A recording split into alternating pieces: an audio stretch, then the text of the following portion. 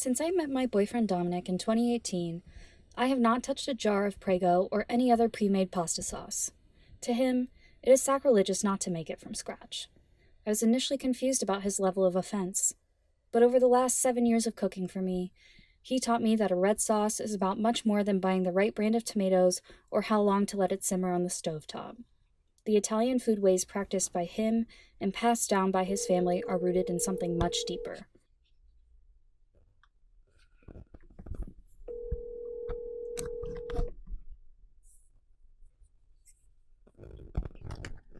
Hi, Morgan.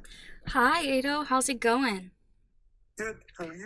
Is now a good time? While I've heard plenty of stories about Tenalia family traditions and recipes, I found myself wanting to go more in depth leading up to my own trip to Italy with my boyfriend and his family. So, I went straight to the source.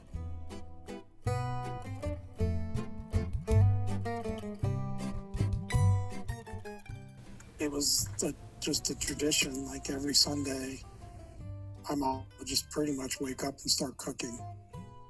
And everything was made from scratch, like even the pasta and of course, all the sauce and the meats. And I made ravioli, manicotti, fettuccine. Oh my God, the food was just, my mom was this unbelievable cook, so.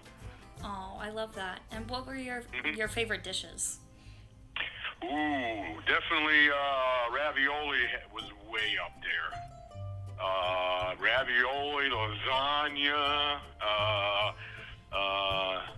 what's the other one? Manicotti, anything that had like the combination of cheese and pasta.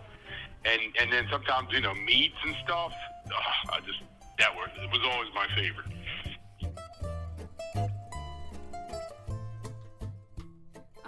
Can you tell me a bit about Sunday dinners and what they were like for you growing up? Probably the most important part of the week. Yeah, I mean, Sunday dinner at our house was more around like 1, 2 o'clock in the afternoon. So yeah, we would, when we were kids, obviously we were home, but when we got older, we still all went to mom's house. We had dinner. When we were playing, we had the soccer team. We played soccer in the morning, then go to mom's house and have dinner, and then a little coffee afterwards. And if it was fall, we would watch football. So yeah, it was just a great tradition. It was very important to mom that we're a close family, and through Italians, a lot of that's through food.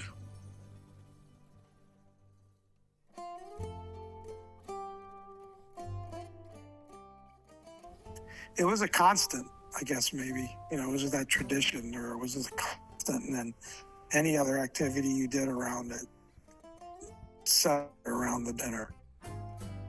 It's not just about sitting down and eating, right? There's just constant conversation, food, arguments, good games.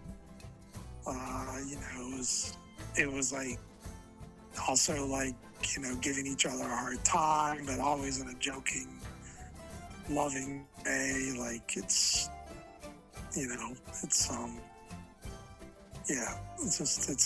I wouldn't have wanted to grow up any other way. I'd put it that way.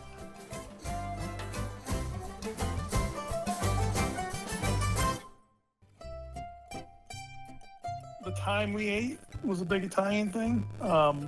In Italy, and I'm not sure if it's still the case, but it used to be the case. And this was, I think, a daily thing. Italians would eat dinner, their primary meal, at 1 o'clock.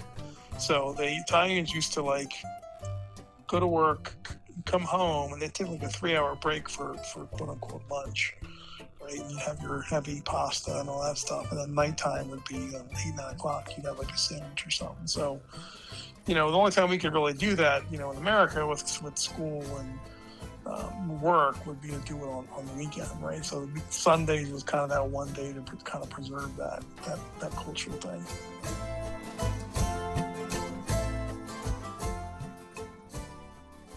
When you would wake up in the morning, the first thing that you would smell was the sauce cooking. It's like, oh man, this is great.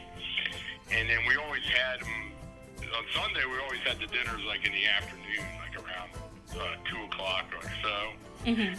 But just the smells and the food, and mom for the most part made a lot of stuff from scratch. Mm-hmm. So it was fantastic. It just was a different vibe on a Sunday.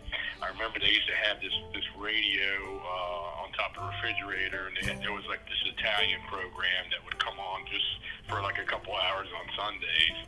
So I always equate that with Sunday dinner. The way that we helped her was we ate the food. And she was always like, if she didn't see you eating a plate of food, like say she had turned her, because she was always busy, and you would eat one and your plate would be empty, and she goes, "What's the matter? You don't like it?" I said, "Ma, I just ate like a whole plate of food."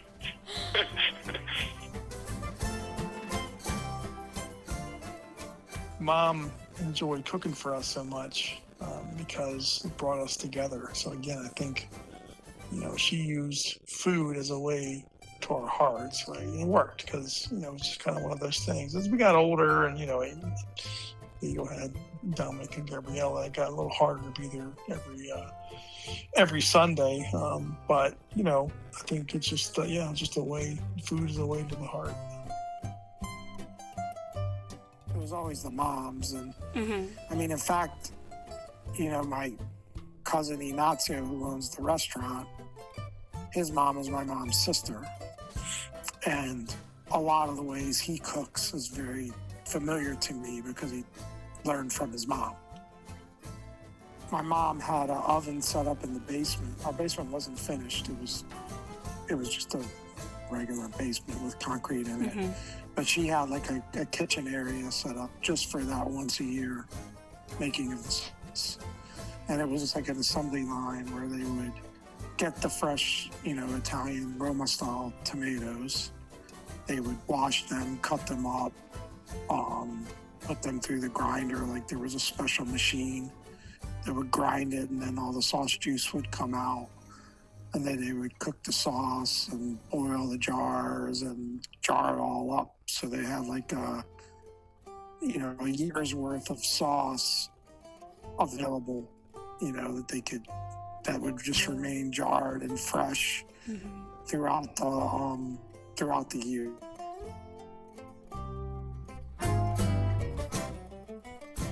My mother, father, and all my aunts and uncles, they were all born in Italy. So, we came here, and they obviously the traditions were kept alive. And then, but as you start, going down the generations, you don't have that,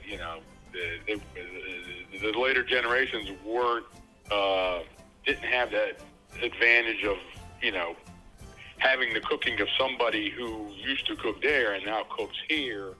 I remember when we were in Italy one time, I accidentally went into the room when my grandmother was killing chickens, and I was like, "Oh, you're not supposed to be in here." And like, okay, so yeah, they literally had, when you were eating a chicken, you literally had fresh food over there.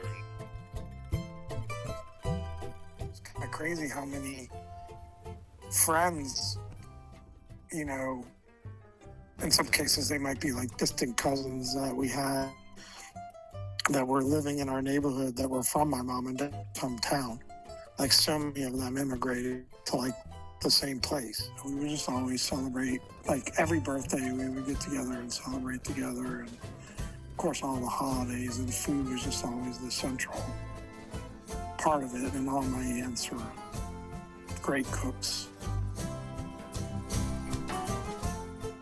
The thing I like about it is that, Mas, Ado, and obviously Dominic have all learned how to, if they left it to me, they would be starving. So they've picked up on the tradition as far as the preparation of the food, even though we're like so far from each other now, we don't. But even during the holidays and stuff like that, we still follow the old traditions. As a matter of fact, at Moss's on Christmas, we're still eating at the same table that we used to eat at when it was my mom's table.